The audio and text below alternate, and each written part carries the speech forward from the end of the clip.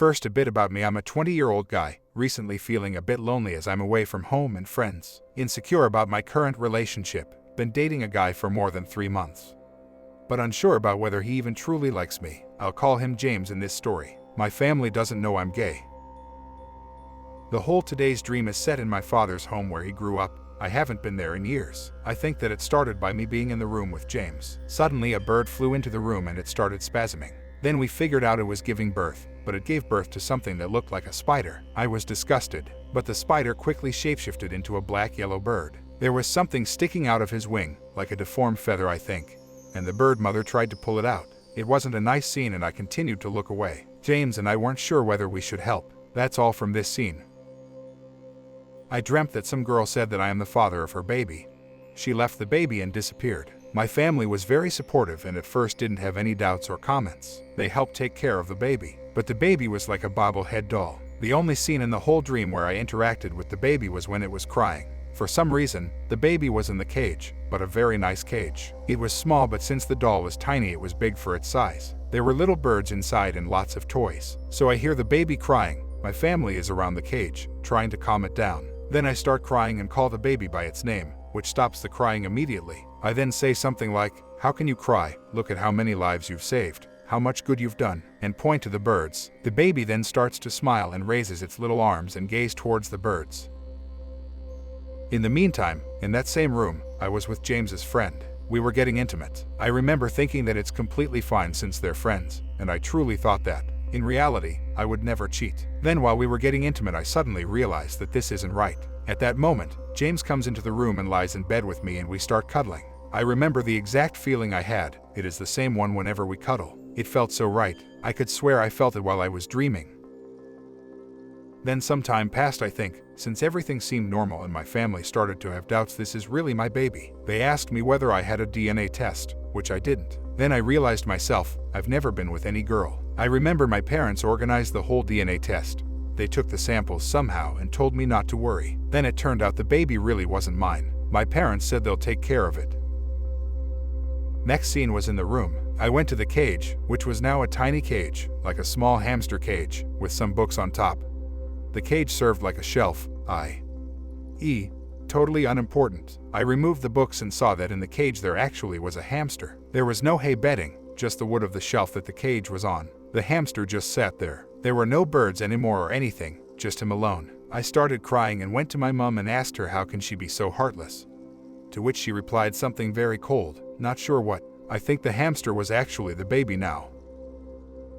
After I lost the baby, James's behavior changed dramatically as well. He got extremely cold and started sending me some ambiguous messages about how our relationship is on the verge. I had a dream within the dream that he installed some dating apps and that I found him there. Then I woke up in the dream and was relieved it was just a dream. But then when we met the next time, he showed me how he is trying out some new dating app and showed me his profile. I was heartbroken and just kept quiet. Although in order to provide a more accurate interpretation, it would usually be best to have some additional general background information about you. From looking at this and your earlier posts, a few ideas can be tried out to see if they might fit your personal situation in some way. For example, this dream takes place in the home where your father grew up, possibly suggesting that one important key to its meaning might be related to a certain influence, attitude, or outlook of your father which could be affecting you strongly without you being very aware of this fact. The room you're in and what happens there might reflect symbolically how this largely unseen mindset could affect your life at times. For instance, you're feeling alone and unsure at university now, even though apparently this isn't your first year there. These feelings might possibly have contributed to your unconsciously forming a relationship with James just in order to ease these emotions and not really to form a true relationship over time. If so, any such situation might somehow relate back to influences directly and indirectly received from your father. In any case, the dream seems to be emphasizing a mostly negative set of circumstances by showing the upsetting behavior of the birds. A bird in dreams is normally a messenger from the unconscious. In this instance, the message isn't a good one at first in that the birth is very hard and the newborn is a disgusting spider-like being. The good thing is that it soon turns into a black and yellow bird, albeit with a deformed feather, perhaps suggesting that a change towards something better in your attitude is possible, but could be difficult to bring about quickly. So the dream could be showing a kind of repeating cycle where, apparently because of some unknown influence of your father, feelings of loneliness and being unsure of yourself understandably arise in times of stress, but perhaps these emotions then lead to an attempt to escape such feelings by, for example, finding a kind of convenient friend who soothes your upset. But the overall result might often become as it is now with James, i.e., you're unsure whether he even likes you. The spider-like being is also an important clue about what might be going on inside you. A spider itself symbolizes a kind of snapshot of the whole of nature and of life itself. For instance, some species of spider create beautiful round-shaped webs that shimmer with dew in the sun, but at the same time, these webs are meant to ensnare and kill prey. In this image are contained the realities of creativity and destructiveness, just like Mother Nature as a whole gives birth, but also causes death in an unending cycle. The image of a spider in its web stirs up all kinds of negative connotations, e.g., a web of conspiracies and lies, the World Wide Web, which can lure people to endless sites of often unreliable data, to doubtful sources of relationship, and even to limitless perversions. In general, entanglements with others can lead to all sorts of problems, etc. Also, we can fall prey to an inner web of psychological defenses and illusions to ward off the harsher realities of life in general. In contrast to all this, a round spider's web also has a center which is symbolic of a kind of wholeness and a sense of calm. That is, if a person can eventually manage to absorb and accept both the lighter and darker sides of life by keeping an ongoing, interactive balance between the two, then a more stable outlook can develop over time. This overall reality of the cycle of life and death might relate to the feelings you expressed 5 years ago when you wrote, "I'm terrified of death, my own and of people that are close to me. I don't believe in heaven, reincarnation, or everything of the sort." What saddens me the most is the fact that people who died are going to miss so much, especially the world advancement things. So it could be that unconsciously, you might still have some half-hidden fears as to whether you can succeed at living your life to the full before death arrives on the scene, potentially making you one of those who will miss so much. If so, this unseen type of attitude could tend to keep you from moving firmly into life at this important transitional age you're currently at, and the dream could be trying to alert you to this state of affairs. The next part of the dream might be illustrating this set of circumstances more fully. For instance, although it might sound unusual, an unknown girl in the dream of a guy can sometimes symbolize life itself, a certain feeling that draws the guy strongly into experiencing all that life has to offer, both the good and the bad. She says that the baby is yours, possibly symbolizing your overall potential as a person. This image also carries the idea of responsibility, but except when the baby is crying, you don't really want to deal with it, perhaps representing the idea that only when reality strongly intrudes in your life and action is required do you actually take some appropriate steps to meet it.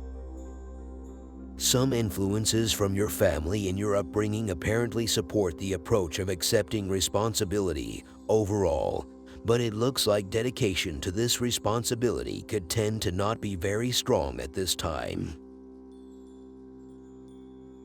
In addition, the dream might then be saying that you could tend to lie to yourself about this situation. Also, the suggestion could be that sometimes there might be a tendency to completely leave this responsibility regarding your overall personal growth as an individual.